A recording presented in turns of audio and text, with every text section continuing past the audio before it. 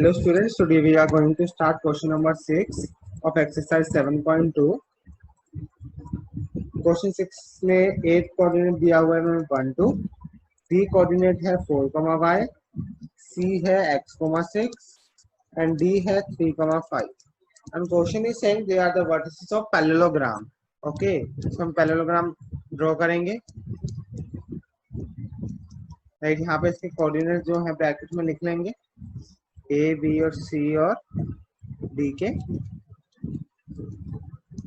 उसमें इसको डायगोनल्स को ज्वाइन करेंगे और डायगोनल्स के देखो दोनों डायगोनल से एक मिड पॉइंट आ रहा है O. तो हम स्टार्ट करते हुए देखो क्या लिखेंगे. वी नो दैट,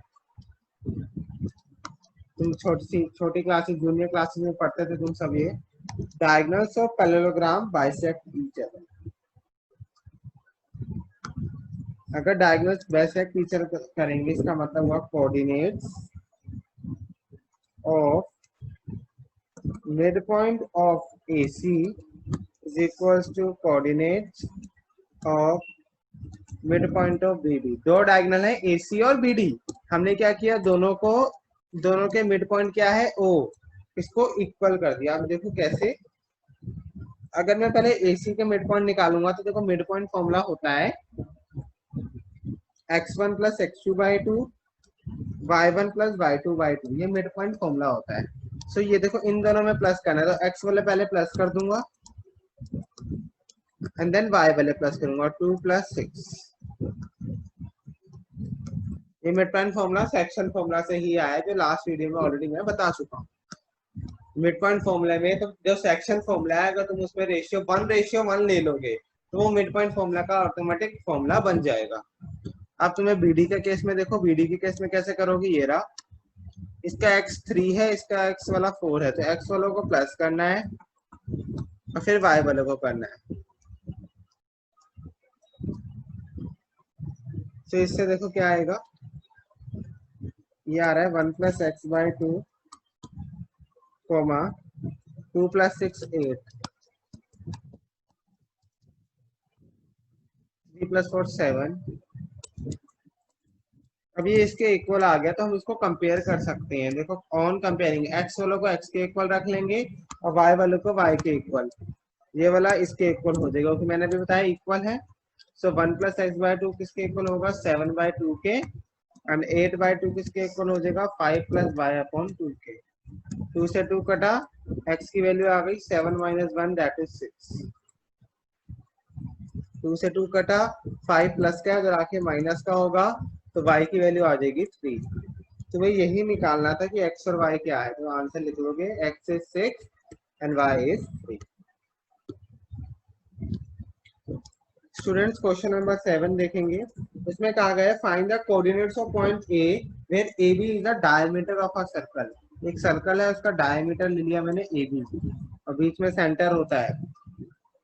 A का कोऑर्डिनेट दिया हुआ है 2, -3. B का है 1, 4. सॉरी, A का नहीं दिया हुआ, A का हमें निकालना है तो x, y ले लिया. और सेंटर का दिया हुआ है इसमें 2, -3. यार ऑब्वियस चीज है, सबको पता है अगर ए बी डायमीटर है इसका मतलब जो O होगा उसका वो सेंटर है. सो मैंने क्या लिखा, इसमें तुम सेक्शन फॉर्मूला भी लगा सकते हो या 1:1 लेके 1:1 लेके सेक्शन फॉर्मूला भी लगा सकते हो या डायरेक्ट मिड पॉइंट फॉर्मूला लगा दोगे बिकॉज हमें पता है O इसका मिड पॉइंट है, O सेंटर है डायमीटर का. तो मैं डायरेक्ट लगा रहा हूँ यूजिंग मिड पॉइंट फॉर्मूला.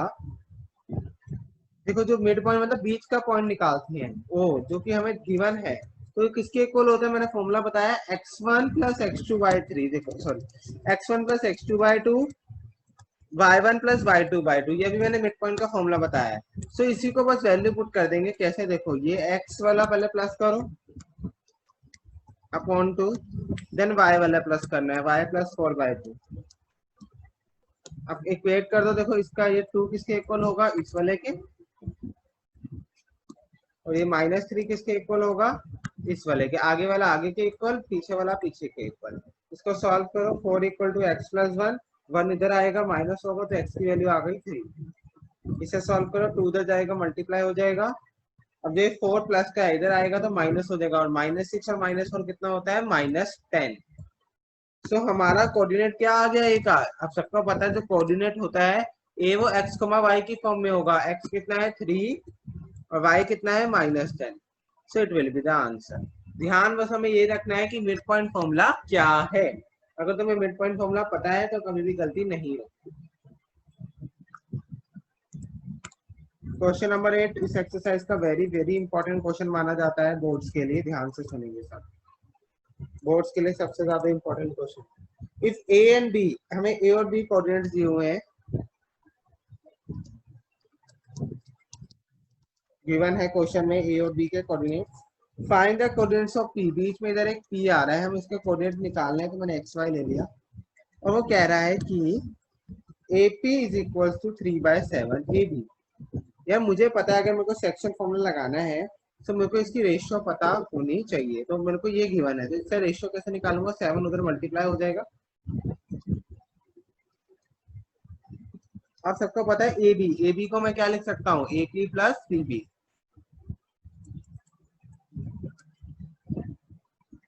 3 की मल्टीप्लाई कर देंगे अंदर अंदर, ये 3 ए पी इधर आएगा तो माइनस हो जाएगा क्योंकि प्लस का है वहां पे। से क्या आएगा, 7 में से 3 गया 4। अब मुझे यहाँ से एपी की वैल्यू निकालनी है, तो वो आ जाएगा, देखो ये आ रहा है, देखो 4 AP इक्वल्स टू 3 PB। मुझे क्या चाहिए, AP अपॉन PB, क्योंकि रेशियो चाहिए होती है। तो वो रेशियो 4 नीचे आ जाएगा, तो पता चल गया 3/4। तो हमारे यहाँ पे जो सेक्शन फॉर्मूला लगाते हुए रेशियो यूज होगी वो है 3/4। सो हमें रेशियो पता चल गई है। अब हमारा काम पता चल गया, हमें आगे क्या करना है, using section formula. Section formula देखो अब कैसे लगेगा, बहुत ध्यान से, ऑलरेडी पिछली वीडियो में बता चुका हूँ। P है जो हमारा x, y, इसका कोऑर्डिनेट निकालना है, तो सबको पता है इसका जो डिनोमिनेटर है उसमें क्या आएगा, सम ऑफ रेशियो। 3 + 4 = 7। नीचे तो सेम ही आएगा, लेकिन ऊपर क्या आएगा, ध्यान से सुने। पहले ऐसे क्रॉस मल्टीप्लाई करते हैं, x वालों को 3 × 2 = 6, देन y वालों को करते, सॉरी मतलब ऐसे क्रॉस मल्टीप्लाई होता है, पहले 3 को इससे, देन इस वाले को इससे, 4 × 2 = -8। इसको सॉल्व किया, -2/7 आ रहा है। अब मैं सेम 1 मिनट फिगर दोबारा बना लेता हूँ ताकि थोड़ी सी क्लियर दिखे तुम्हें। अब मुझे y वालों को कोऑर्डिनेट, देखो ये y होता है, आगे वाला x होता है, पीछे वाला y है। मुझे y की वैल्यू चाहिए, वो कैसे आएगी, अब 3 को y से मल्टीप्लाई करो, 3 × -4 = -12, ठीक है, एंड दिस 4 × 2 = 8। ये क्या आ जाएगा, -20/7। So it is very very easy, बस फॉर्मूला तुम्हें याद होना चाहिए कि हमने कैसे लगाया है। क्लियर, राइट, ठीक। तो इस चीज का सबको ध्यान रखना है कि मल्टीप्लाई कैसे हो रहा है। 3 × -4 = -12, राइट, एंड 4 × 2 = 8। तो इस चीज की अगर तुम गलती नहीं करोगे so there will be no mistake. There is a mistake, इधर -2 आएगा तो शायद आंसर में थोड़ा सा चेंज आएगा। एक बार दोबारा करते हैं, देखो मेरे को पी निकालना है, सेक्शन फॉर्मूला लगाऊंगा, जो नीचे आएगा सम ऑफ रेशियो, ऊपर क्या आएगा, ध्यान से सुनना, 3 × 2 = 6 एंड 4 × -2 = -8। ये आंसर आ गया -2/7। बस हमें y वाला चाहिए, y वाला देखो जो ब्लू पेन से बता रहा हूँ, 3 × -4 = -12 एंड 4 × -2 = -6। ठीक, इस चीज का सबका ध्यान रखें। It is our answer, it's very very very important question. ठीक है, रेशो निकालने के बाद सीधा यूजिंग सेक्शन फॉर्मूला लिख के, जो हमने सेक्शन फॉर्मूला लास्ट वीडियो में सीखा है उसी को अप्लाई कर देना है, so you will get the answer.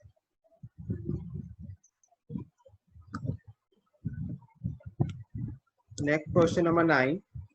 Question 9 कह रहा है find the coordinates of point which divides the line segment. Line segment A और बी दे रखा है हमें, फिर से ए दिया हुआ है -2, 2 एंड बी दिया हुआ है 2, 8, लेकिन इसमें डिवाइड कर रहा है इन 4 इक्वल पार्ट्स। देखो मैंने पी के आर ले लिया और 4 इक्वल पार्ट्स आ गए, 1 2 3 4।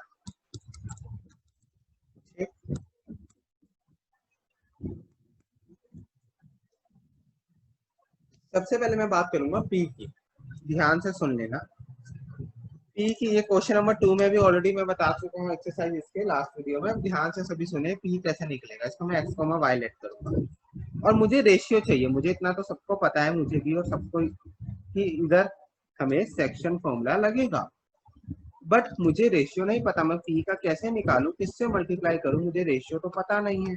जब तक वो नहीं पता होगा मैं इसको पुट नहीं कर सकता। सो मैंने देखा पी से पहले कितने पार्ट आ रहे हैं 1, और पी के बाद कितने आ रहे हैं 1 2 3। सो पी के लिए रेशियो हो जाएगी हमारी 1:3। अब 1:3, अच्छा अब रेशियो पता चल गई है। सो कोई प्रॉब्लम नहीं है। मैंने रेशियो ऐसे कैसे लिख दिया, इक्वल पार्ट्स में डिवाइड कर रहा है। अब मुझे रेशियो पता है, इसका मतलब मैं सेक्शन फॉर्मूला लगा सकता हूँ। 1 into 2 it is 2 plus 3 into -2 is -6। नीचे तो सम ऑफ रेशियो आएगा ही आएगा, that is 1 plus 3 it is 4। then 1 into y वाले से मल्टीप्लाई करेंगे, it is 8 plus 3 into 2 it is 6।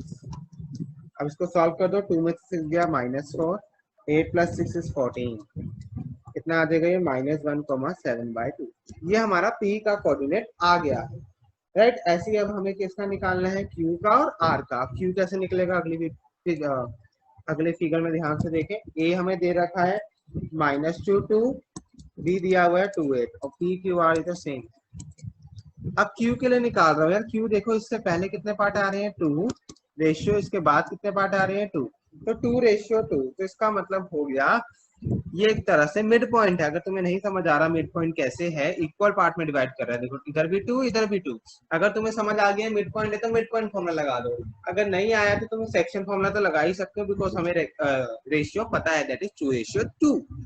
सो इसका मतलब मुझे यहाँ से पता चल गया, this implies Q is mid point of AB। अगर मिड पॉइंट है AB का तो मैंने डायरेक्ट Q का कोऑर्डिनेट निकाल लिया।